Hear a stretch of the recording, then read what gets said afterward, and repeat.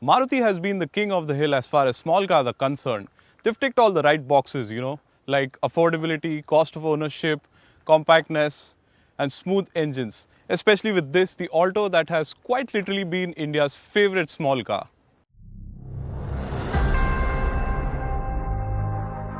The Renault Kwid though has come as a serious threat to the Alto.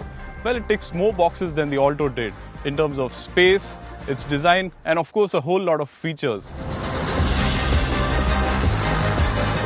So has Renault really struck gold with the Kwid, or is this just another attempt at unsettling the Alto? It's a close call. So I've got both cars with me right now. So it's time to get behind the wheel, drive them, and then we can decide which one is the better of the two.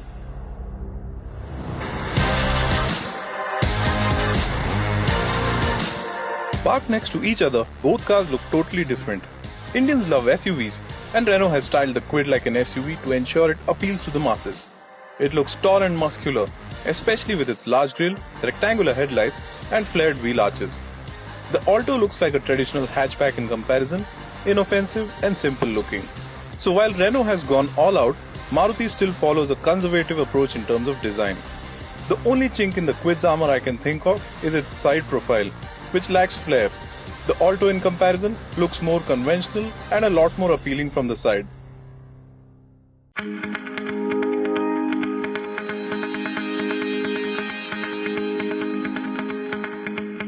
The Kwid feels more upmarket as soon as you get inside the car.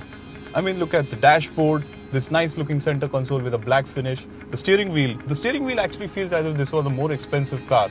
And of course the Kwid gets a lot of storage space, like there's two door pockets on either side which are actually usable. You could put in 1 liter bottles in them.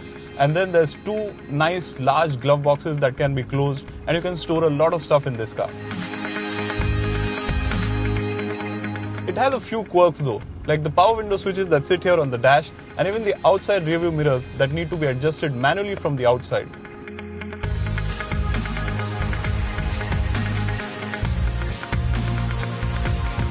The Kwid feels roomier than the Alto. It accommodates my 5 feet 11 inch frame better with more headroom, better leg room, and even the seats are more supportive. I feel more comfortable in the front seats. The rear seats are just about wide enough to squeeze in 3 people. The interiors in the Alto feel slightly more boring than the Kwid. For instance, the steering feels very basic, the dash is all grey.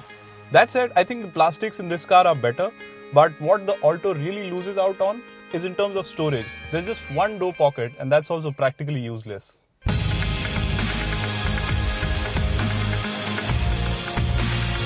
In terms of space, the Alto feels more cramped than the Kwid. I mean, you can see there's lesser knee room, and this seat, I can't really imagine 3 people sitting in here. And while we are talking about space, let me also tell you that the boot space of this car is just 177 litres, whereas the Kwid gets 300 litres. That's actually more than some of the bigger hatchbacks. Another highlight on the Kwid is its elaborate feature list. A small car it may be, but its top variant gets a host of features unheard of in this segment. For instance, its touchscreen infotainment system that offers Bluetooth connectivity and even navigation. Even the speedometer is digital, and the Kwid also gets a trip computer that gives information about tank range, distance to empty, and a lot more. The Alto in comparison gets a basic entertainment system that only offers USB and aux connectivity. Storage is also an issue, as the Alto can hold just one bottle of water, that too in front of the gear lever. Renault clearly has done its homework then.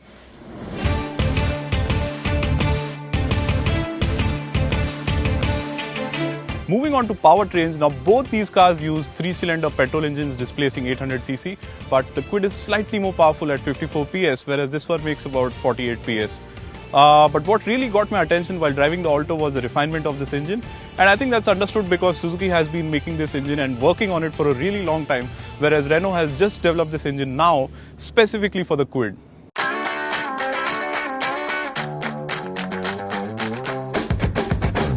Small cars are a lot of fun to drive usually, They are light in weight, decently powerful engines, which means they're good fun to push. And the Kwid here is the more powerful and the lighter car of the two, but I'm actually surprised that it's the Alto that's peppier to drive. And it's more confident too. Maybe that's because the Kwid has higher ground clearance. Now the ground clearance actually helps you on bad roads, but it does take away some bit of confidence around corners. Alto feels lighter than the Kwid while driving, even though it's actually heavier. And both the cars use electric power steering systems, but I like the steering on the Alto. I think it offers more feedback, which makes this car more fun to drive. And that's apart from the fact that the Alto sits lower. And that makes it more fun around corners, but then a lower car also means a slight compromise on your passengers' comfort.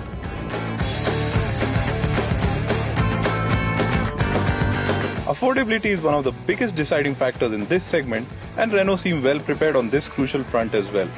Given its interiors, feature list, and space inside, you would expect the Kwid to be significantly more expensive than the Alto, but Renault has surprised us.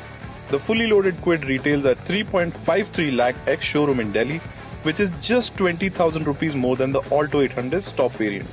Now that's a lot more equipment for a rather small premium, no?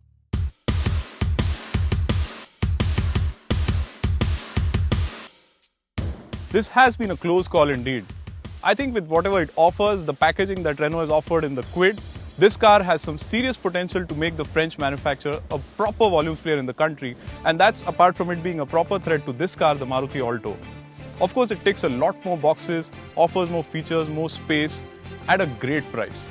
Now, Renault's sales and service network is definitely nowhere close to Maruti's, but we do know that the French car maker is in a real frenzy to expand its network. I think it's only fair then to say that with its kind of styling, the features, the space, and of course the efficiency, Renault has got a real winner on their hands this time.